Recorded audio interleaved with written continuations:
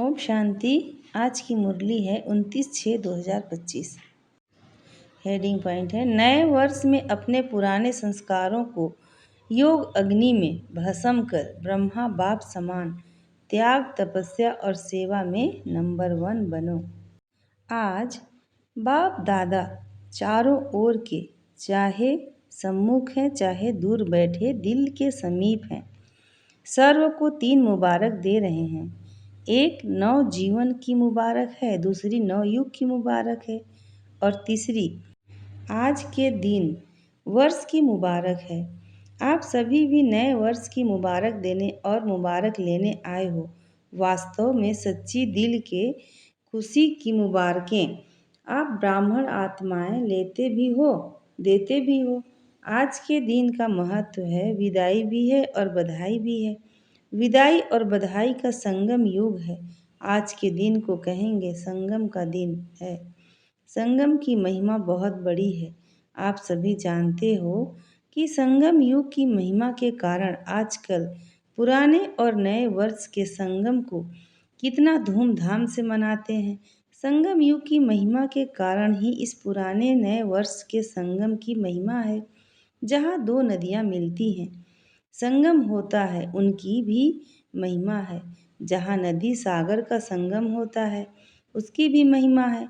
लेकिन सबसे बड़ी महिमा इस संगम युग की, पुरुषोत्तम युग की है, जहाँ आप ब्राह्मण भाग्यवान आत्माएं बैठे हो। यह नशा है ना। अगर आपसे कोई पूछे आप किस समय पर हो, क्या कलयुग में रहते हो या सतयुग में रहते हो, तो क्या फलक से कहेंगे हम इस समय पुरुषोत्तम संगम युग में रहते हैं। आप कलयुगी नहीं हो, संगम युगी हो। और इस संगम युग की विशेष महिमा क्यों है? क्योंकि भगवान और बच्चों का मिलन होता है, मेला होता है, मिलन होता है, जो किसी भी युग में नहीं होता। तो मेला मनाने आए हो ना आप। मिलन मेला मनाने के लिए कहाँ कहाँ से आए हो। कभी स्वप्न में भी सोचा था कि ड्रामा में मुझ आत्मा का ऐसा भी भाग्य नूंधा हुआ है। आत्मा का परमात्मा से मिलने का भाग्य था और है। बाप भी हर एक बच्चे के भाग्य को देख हर्षित होते हैं। वाह भाग्यवान बच्चे, वाह अपने भाग्य को देख दिल में अपने प्रति वाह मैं, वाह वाह मेरा भाग्य, वाह वाह मेरा बाबा, वाह वाह मेरा ब्राह्मण परिवार, वाह। यह वाह वाह के गीत ऑटोमेटिक दिल में गाते रहते हो ना। तो आज इस संगम के समय अपने अंदर सोच लिया है कि किस किस बातों को विदाई देनी है। सभी ने सोचा है सदा काल के लिए विदाई देनी है, क्योंकि सदा काल के लिए विदाई देने से सदा काल की बधाइयाँ मना सकेंगे। ऐसी बधाइयाँ जो आपके चेहरे को देख जो भी आत्मा सामने आए वह भी बधाइयाँ प्राप्त कर खुश हो जाए। जो दिल से बधाई देते व लेते हैं वह सदा ही कैसे दिखाई देते हैं। संगम योगी फरिश्ता, सभी का यही पुरुषार्थ है ना।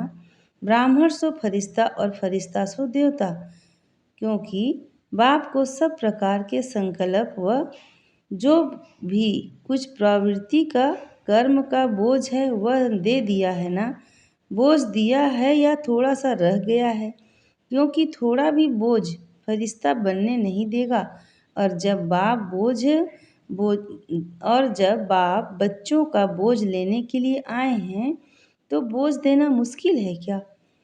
मुश्किल है या सहज है? जो समझते हैं बोझ दे दिया है वह हाथ उठाओ, दे दिया है। देखना सोच के हाथ उठाना। बोझ दे दिया है, अच्छा दे दिया है तो मुबारक, बहुत मुबारक हो।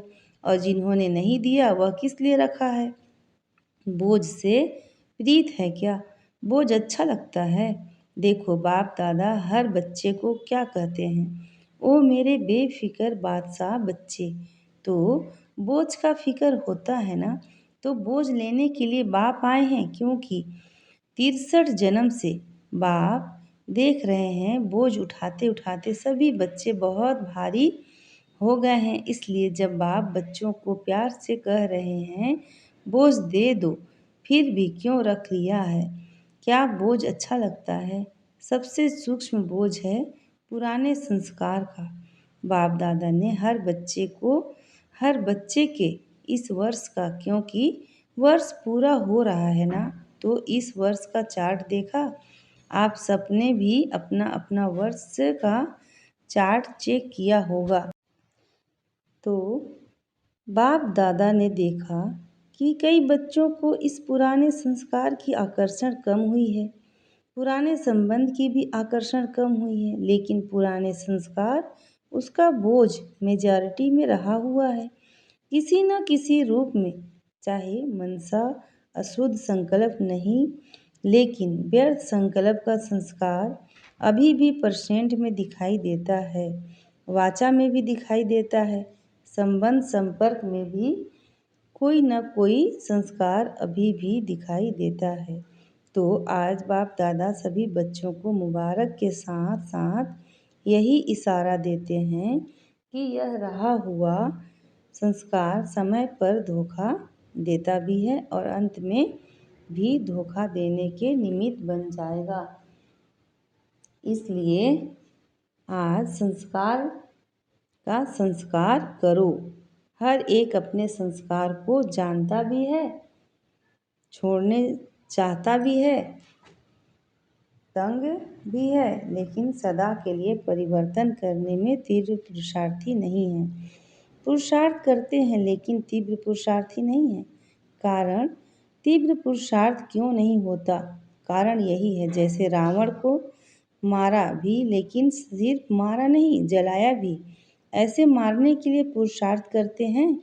थोड़ा बेहोश भी होता है संस्कार, लेकिन जलाया नहीं तो बेहोशी से बीच बीच में उठ जाता है।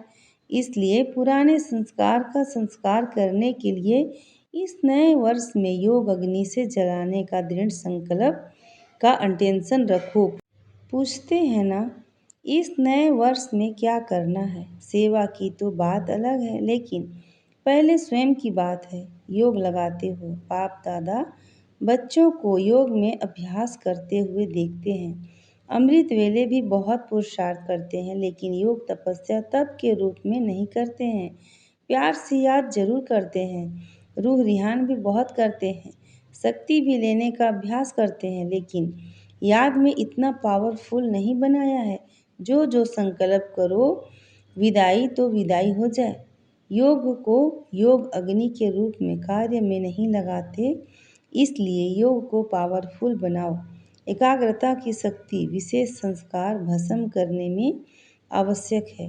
जिस स्वरूप में एकाग्र होने चाहो, जितना समय एकाग्र होने चाहो, ऐसी एकाग्रता संकल्प किया और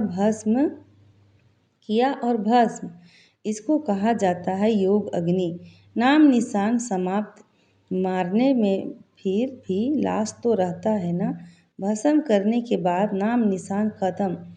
तो इस वर्ष योग को पावरफुल स्टेज में लाओ। जिस स्वरूप में रहने चाहो, मास्टर सर्वशक्तिमान ऑर्डर करो। समाप्त करने की शक्ति आपके ऑर्डर से नहीं, माने यह हो नहीं सकता। मालिक हो, मास्टर कहलाते हो ना, तो मास्टर ऑर्डर करे और शक्ति हाजिर नहीं हो तो क्या वह मास्टर है? तो बाप दादा ने देखा कि पुराने संस्कार का कुछ न कुछ अंश अभी भी रहा हुआ है, और वह अंश बीच बीच में वंश भी पैदा कर देता है, जो कर्म तक भी काम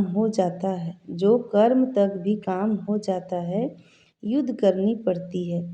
तो बाप दादा को बच्चों का समय प्रमाण युद्ध का स्वरूप भाता नहीं है। बाप दादा हर बच्चे को मालिक के रूप में देखने चाहता है। ऑर्डर करो जी हजूर। तो सुना, इस वर्ष के प्रति क्या करना है? शक्तिशाली बेफिक्र बादशाह, क्योंकि सभी का लक्ष्य है। किसी से भी पूछो तो क्या कहते हैं? हम विश्व का राज्य प्राप्त करेंगे, राज्य अधिकारी बनेंगे। अपने को राजयोगी कहलाते हैं, प्रजा योगी हैं क्या? कोई है सारी सभा में जो प्रजा योगी हो है, जो प्रजा योगी हो, राजयोगी नहीं हो। टीचर्स कोई हैं आपके सेंटर पर, कोई प्रजा योगी है? कहलाते तो सब राजयोगी हैं, प्रजा योगी में हाथ कोई नहीं उठाता। अच्छा नहीं लगता है ना? और बाप को भी फकूर है। बाप दादा फकूर से कहते कि संगम पर भी हर बच्चा राजा बच्चा है। कोई बाप से ऐसे फलक से नहीं कह सकता कि मेरा एक एक बच्चा राजा है। कोई बाप ऐसे फलक से नहीं कह सकता कि मेरा एक एक बच्चा राजा है, लेकिन बाप दादा कहते हैं कि हर एक बच्चा स्वराज्य अधिकारी राजा है। प्रजा योगी में तो हाथ नहीं उठाया ना, तो राजा हो ना, लेकिन ऐसा ढीला ढाला राजा नहीं बनना जो ऑर्डर करो और आवे नहीं। कमज़ोर राजा नहीं बनना। पीछे वाले कौन हो? जो समझते हैं राजयोगी हैं वह हाथ उठाओ। ऊपर भी बैठे हुए हैं, गैलरी में भी बैठे हुए हाथ हिला रहे हैं। आज हॉल में 18,000 भाई बहनें बैठे हैं। बाप दादा देख रहे हैं, हाथ उठाओ ऊपर वाले। तो अभी यह लास्ट टर्म में शुरू हो जाएगा, तो 3 मास बाप दादा देते हैं। ठीक है देवे, होमवर्क देंगे, क्योंकि यह बीच बीच का होमवर्क भी लास्ट पेपर में जमा होगा। तो 3 मास में हर एक अपना चार्ट चेक करना कि मैं मास्टर सर्वशक्तिमान होकर किसी भी कर्मेंद्रियों को, किसी भी शक्ति को जब ऑर्डर करें, जो ऑर्डर करें वह प्रैक्टिकल में ऑर्डर माना या नहीं माना कर सकते हो। पहली लाइन वाले कर सकते हो, हाथ उठाओ। अच्छा, 3 मास कोई भी पुराना संस्कार वार नहीं करे, अलबेले नहीं बनना, रॉयल अलबेलापन नहीं लाना। हो जाएगा। बाप दादा से बहुत मीठी मीठी बातें करते हैं। कहते हैं बाबा आप फिक्र नहीं करो, हो जाऊंगा। बाप दादा क्या करेगा? सुनकर मुस्कुरा देता है, लेकिन बाप दादा इन 3 मास में अगर ऐसी बात की तो मानेगा नहीं। मंजूर है तो हाथ उठाओ। दिल से हाथ उठाना, सभी के कारण हाथ नहीं उठाना। करना ही है, चाहे कुछ भी सहन करना पड़े, कुछ छोड़ना पड़े, कोई हर्जा नहीं, करना ही है। पक्का पक्का पक्का। टीचर्स करना है। अच्छा, यह ताज वाले बच्चे क्या करेंगे? छोटे बच्चे ताज पहनकर सामने बैठे हैं। ताज तो अच्छा पहन लिया है, करना पड़ेगा। अच्छा देखना, बच्चे हाथ उठा रहे हैं, अगर नहीं करेंगे तो क्या करें वह भी बता दो। फिर बाप दादा की सीजन में एक बार आने नहीं देंगे, क्योंकि बाप दादा देख रहे हैं कि समय आपका इंतज़ार कर रहा है। आप समय का इंतज़ार करने वाले नहीं हो, आप इंतज़ाम करने वाले हो। समय आपका इंतज़ार कर रहा है। प्रकृति भी सतो प्रधान, प्रकृति आपका आह्वान कर रही है। तो 3 मास में अपनी शक्तिशाली स्टेज में रहे हुए संस्कार को परिवर्तन करना। अगर 3 मास अटेंशन रखा ना, तो उसका आगे भी अभ्यास हो जाएगा। एक बारी परिवर्तन की विधि आ गई ना, तो बहुत काम में आएगा। समय का आप इंतज़ार नहीं करो, कब विनाश होगा, कब विनाश होगा। सब रूह रिहान में पूछते हैं, बाहर से नहीं बोलते, लेकिन अंदर बात करते हैं, पता नहीं कब विनाश होगा। 2 साल में होगा, 10 साल में होगा, कितने साल में होगा। आप क्यों समय का इंतज़ार करो, समय आपका इंतज़ार कर रहा है। बाप से पूछते हैं, तारीख बता दो, थोड़ा सा वर्ष बता दो, 10 वर्ष लगेंगे, 20 वर्ष लगेंगे, कितने वर्ष लगेंगे। बाप दादा बच्चों से प्रश्न पूछते हैं कि आप सब बाप समान बन गए हो, पर्दा खोलें? कि पर्दा खोलेंगे तो कोई कंघी कर रहा है, कोई फेस को क्रीम लगा रहा है। अगर एवर रेडी हो, संस्कार समाप्त हो गए, तो बाप दादा को पर्दा खोलने में क्या देरी लगेगी। एवर रेडी तो हो जाओ ना। हो जाएंगे कह के बाप को बहुत समय खुश किया है। अभी ऐसा नहीं करना, होना ही है, करना ही है, बाप समान बनना है। इसमें भी इसमें तो सभी हाथ उठा देते हैं, उठाने की जरूरत नहीं। ब्रह्मा बाप को देखो, साकार में तो ब्रह्मा बाप को फॉलो करना है ना। ब्रह्मा बाप ने त्याग, तपस्या और सेवा लास्ट घड़ी तक साकार रूप में प्रैक्टिकल दिखाया। अपनी ड्यूटी शिव बाप द्वारा महावाक्य उच्चारण की ड्यूटी लास्ट दिन तक निभाई। लास्ट मुरली याद है ना? 3 शब्द का वरदान याद है? निराकारी, निर्विकारी और निरहंकारी बनो। जिसको याद है वह हाथ उठाओ। अच्छा, सभी को याद है, मुबारक हो। त्याग भी लास्ट दिन तक किया। अपना पुराना कमरा नहीं छोड़ा। बच्चों ने कितना प्यार से ब्रह्मा बाप को कहा, लेकिन बच्चों के लिए बनाया, स्वयं नहीं यूज किया। और सदा 2:30 बजे उठकर स्वयं प्रति तपस्या की, संस्कार भस्म किए। तब कर्मातीत अव्यक्त बने, फरिश्ता बने। जो सोचा वह करके दिखाया। कहना, सोचना और करना तीनों समान। Follow father. लास्ट तक अपने कर्तव्य में पूर्ण रहे। पत्र भी लिखे, कितने पत्र लिखे, सेवा भी नहीं छोड़ी। Follow father. अखंड महादानी नहीं, अखंड महादानी का प्रैक्टिकल रूप दिखाया। अंत तक, लास्ट तक बिना आधार के तपस्वी रूप में बैठे। अभी बच्चे तो आधार लेते हैं ना बैठने का, लेकिन ब्रह्मा बाप ने आदि से अंत तक तपस्वी रूप रखा। आँखों में चश्मा नहीं डाला। यह सूक्ष्म शक्ति है। निराधार शरीर पुराना है। दिन प्रतिदिन प्रकृति, हवा, पानी दूषित हो रहा है। इसलिए बाप दादा आपको कहते नहीं हैं क्यों आधार लेते हो, क्यों चश्मा पहनते हो। पहनो, भले पहनो, लेकिन शक्तिशाली स्थिति जरूर बनाओ। सारी विश्व का कार्य समाप्त किया है। बाप दादा आपसे प्रश्न पूछता है, आप सभी संतुष्ट हो कि विश्व कल्याण का कार्य पूरा हो गया है? जो समझते हैं कि विश्व कल्याण का कार्य समाप्त हो गया है वह हाथ उठाओ। एक भी नहीं तो कैसे कहते हो विनाश होगा? काम तो पूरा किया नहीं। अच्छा, चारों ओर के सदा उमंग उत्साह में आगे बढ़ने वाले, सदा हिम्मत से बाप दादा की पदम गुड़ा मदद के पात्र बच्चों को सदा विजयी रत्न हैं। हर कल्प में विजयी बने हैं, अब भी हैं हर कल्प में विजयी हैं ही हैं। ऐसे विजयी बच्चों को सदा एक बाप, दूसरा न कोई, न साकार की आकर्षण, न संस्कार की आकर्षण, दोनों आकर्षण से मुक्त रहने वाले सदा बाप समान बच्चों को बाप दादा का याद, प्यार और नमस्ते। और हम बच्चों की तरफ से माता पिता बाप दादा को याद, प्यार, गुड मॉर्निंग और नमस्ते। शुक्रिया बाबा, शुक्रिया।